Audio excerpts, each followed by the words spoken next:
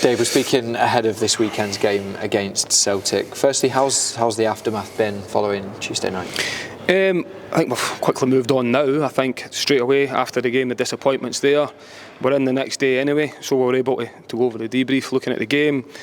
And it's not something I've had to do very often in the last year, to be honest, but highlight why I think what we think went wrong and how it felt in the game. And the biggest frustration from my point of view was the fact that it was just very unlike us. It wasn't the way we've, the standards we've set in terms of the way we play. We got, I think, pulled into a way of playing that doesn't suit the way we are, and we got punished for that on the night. Moving forward, you can't then dwell on it. So once the debrief's happened, everyone says their piece, and we move on very quickly and looking at how can you bounce back. And for me, there's not a better game to do that than at home against Celtic, a real difficult test, but one the players should look forward to as a test themselves against good players, and take confidence from some of the performances we've put in against them already. And a home game at Easter Road, sell out. It'll be a brilliant atmosphere to play in, and the players should thrive on that. Yeah, you kind of mentioned moving on to Celtic and focus changing very quickly. How have they changed, obviously now under the guidance of Martin O'Neill and Sean Maloney, someone you know very well? Yeah, they've had some obviously very positive results, no more so than last night.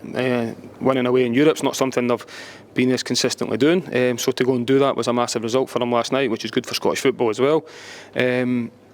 And I think the test, regardless of who the manager is, the coaching staff, they've got very good players that have got a way of playing that a lot of the players are used to winning games of football as well. So we know the challenge is going to be there.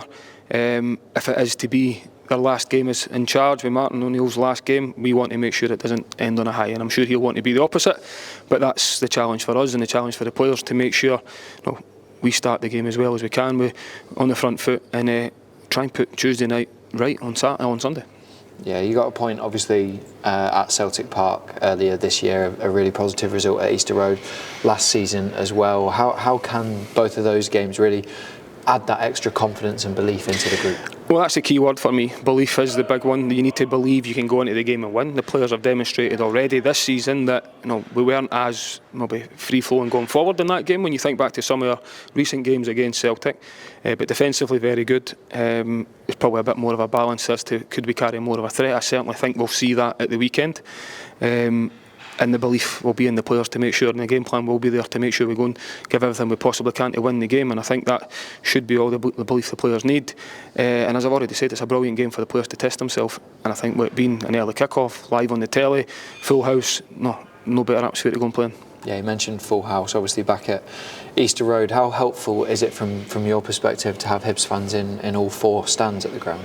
Yeah, I think it's great. I think it just shows you how far the football club's come. The level of support that it's been incredible. When you think back to even this season alone, forget about all the rest of the time at my time at the football club, but this season, all the games in Europe, the expense that comes with that, it's a very expensive day out for families and for things, for supporters to support a team, and they certainly come out in their numbers, and we're going to need them to do that again on Sunday to get right behind the team, because they play such a massive part on hopefully getting us over the line on a positive result. Just finally then, how are we looking in terms of team news? So team news, picked up a little bit of a niggle with Junior Hoylett. He went away with his national team. He's been involved the last couple of games, but there's a wee niggle that hasn't been going away, and Junior being Junior says he's fine and wants to keep going. We sent him for a bit of a precautionary scan, and as a result of that we probably need to take him out for up to a week maximum. It's just to make sure we don't take a risk with him at this stage, and he's a bit disappointed with that, but I think that's just on the medical advice to make sure we do that. So he won't be available this weekend. Rudy Molotnikov's still out, but everybody else is back and available. Fantastic, good luck this weekend. Thank you.